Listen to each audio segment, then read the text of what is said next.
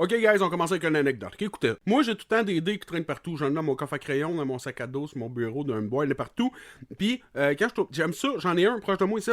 Le matin, je me lève, je roule un des 20. Je roule un des 20 pour savoir comment va aller ma journée. À la job, à un moment donné, j'ai racheté 2 D6 dans mon coffre à crayon, puis j'en ai trouvé à la caisse, là, un moment donné. Je fais, des beaux petits dés bleus, je les ai rachetés dedans. Puis là, quand j'arrivais le matin, je roulais mes 3 dés. Le dé 20, là, comment je l'interprète, c'est l'environnement. Parce que je contrôle pas ce qui va venir vers moi. Plus c'est haut, plus c'est une belle journée. Puis là, les 2 D6, là, celui qui est plus à gauche, là, côté de mon cœur, c'est plus émotionnellement, mais comment ça va, genre, dans ma tête, psychologiquement. Celui qui est plus à droite, c'est plus mon corps, tu sais, mettons, je suis raqué aujourd'hui, quelque chose, bon. Puis là, ben, je les interprète à peu près en me disant, bon, ok, ça va être une belle journée, pas trop difficile, tant mieux, parce que mon corps, il suit pas. Mais là, c'est parce que le monde, à ma job, il me voyait faire ça, là. Là, ouais, Dave, quoi, tu roules tes dés? Là, je les expliquais ça, puis là, le monde parle, il pogne mes dés, puis il roule mes dés, puis il essaie de savoir, il interprète. Je suis rendu une voyante, esti. C'est ça, l'anecdote.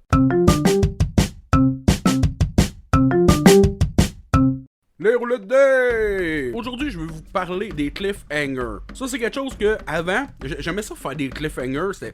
Je vous explique ma méthode, ok? Là, je me dis, qu'est-ce qui ferait un bon cliffhanger? Ça va être, mec, qui arrive, mettons, à telle place, là. Puis là, ça va cogner à la porte. Puis là, quelqu'un va y répondre. Puis là, j'arrête le game là-dessus. Ça va être écœurant. Puis là, j'arrivais dans ma game. Puis là, ben, j'étais comme, asti, là, il arrive à la porte. Là, il faudrait que ça. Puis là, random encounter pour gagner du temps pour que la game, elle finisse avec cet événement-là. Puis je me faisais chier, pour vrai. Je l'ai essayé une couple de fois, puis je fais non, regarde, laisse faire les cliffhangers, ça donne tant mieux, sinon tant pis. Et c'est là que j'ai écouté le masterclass avec Pierre-Louis Renaud. Honnêtement, là, c'est parce que quand je parle de lui d'habitude, je l'appelle Pilou. C'est plus fort que moi. Cela étant dit, je l'écoutais, puis à un moment donné, il s'est mis à parler des cliffhangers, puis je me suis dit, ok, faut que je les réessaye. C'était ma game Full Dragon, là, qui s'en allait débuter, fait, je me suis dit, je finis chacune des sessions par un cliffhanger, un point c'est tout. First of all, un cliffhanger, en fait, c'est pas compliqué, ça se fait n'importe quand. Le joueur, il dit, je vais escalader le muret, m'aller sneak-upper de l'autre côté. Ok, fais-moi une perception. Il roule le jet, il y a un bon jet.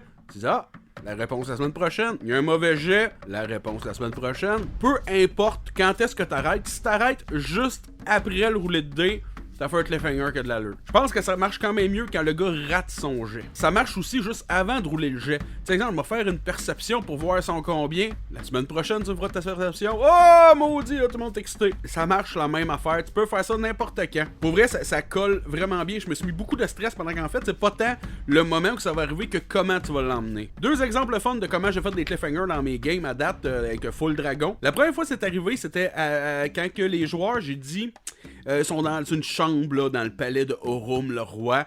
Puis je lui dis que le sol se met à gronder, esti, ça shake, ils savent pas trop quoi faire, fait qu'ils s'en vont vers la fenêtre et là, il y a des boules de feu qui tombent du ciel, on arrête ça là-dessus. Là, les gars, ils étaient vraiment comme, esti, c'est quoi qui se passe? Moi, là, en fait, c'était des dragons qui attaquaient, des dragons rouges qui crachaient du feu sur la ville. Mais je veux pas leur dire, il y a des dragons rouges qui crachent du feu sur la ville, ils auraient fait, le tabac. À la place, ce que j'ai fait, c'est que je leur ai dit qu'il y avait des boules de feu qui tombaient du ciel. Ils se sont demandé pas mal qu'est-ce qui se passait. Puis là, la semaine suivante, ils sont arrivés, puis là, je leur ai dit, vous levez, vous croyez apercevoir des boules de feu qui tombent du ciel, mais en regardant de plus près, vous remarquez que ce sont des dragons rouges qui sont en train d'attaquer la ville. Là, genre, les autres se sont pas dit, hey, t'avais dit que c'était des boules. Non, genre, je fais comme, c'est ça l'interprétation, tu sais. Puis là, ça a continué, puis ça a super bien été. Deuxième exemple que j'aimerais emmener, c'est Altaus, qui est face à un homme qui essaie de le convaincre qu'il ferait un bon dirigeant pour les armées. L'échange se passe bien, quelques jets de persuasion, ça va. Et là, à un moment donné, je dis à Altaus qu'il voit que le gars caste un spell, il ressent ses zones de vérité qu'il a faites. En ce moment, là, il te pose une question où tu es obligé de répondre la vérité, à moins que tu réussisses ton jet de sauvegarde. Il te pose la question, quelles sont tes véritables intentions? Là, il est nerveux, il roule son jet de sauvegarde, il l'échoue, puis là, j'ai dit, t'as une semaine pour trouver ta réponse. Ce cliffhanger-là était limite bitch, parce que pour vrai, là, c'était vraiment un gros moment de stress, puis lui, il savait pas trop comment répondre, mais je me suis dit, t'as une semaine pour penser à ce que tu vas répondre. J'aurais accepté une petite réponse ratoureuse du genre, je suis ici pour renforcer mes alliés et détruire mes ennemis. Tu sais, ça, je l'aurais accepté, j'aurais fait,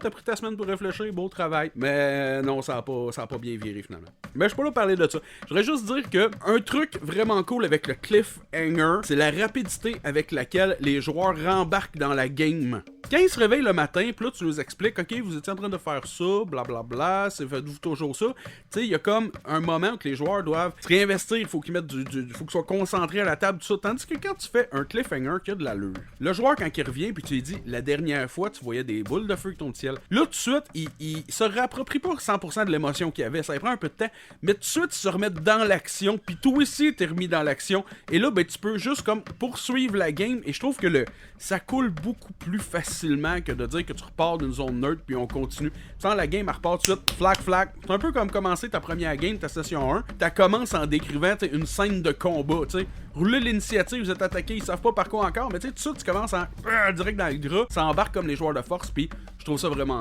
cool, c'est pratique. So, this is it, gang de roulette dés. Le cliffhanger, super facile à appliquer, tu le mets pas mal n'importe où, ça marche. Le joueur a hâte à la semaine suivante de savoir ce qui va se passer, il y a un petit peu de mystère. Puis en plus, ça rembarque les joueurs plus rapidement. En tout cas, moi, c'est ce que j'ai observé en 10 sessions avec le groupe de Full Dragon. J'espère que ça va vous donner envie de l'essayer, parce que moi, j'en ai retiré vraiment beaucoup de bénéfices. Je pense que toutes mes games vont finir avec un cliffhanger dorénavant. Je vous laisse là-dessus, faut que j'aille googler comment écrire cliffhanger pour le mettre dans le titre du vidéo. Ciao, bye!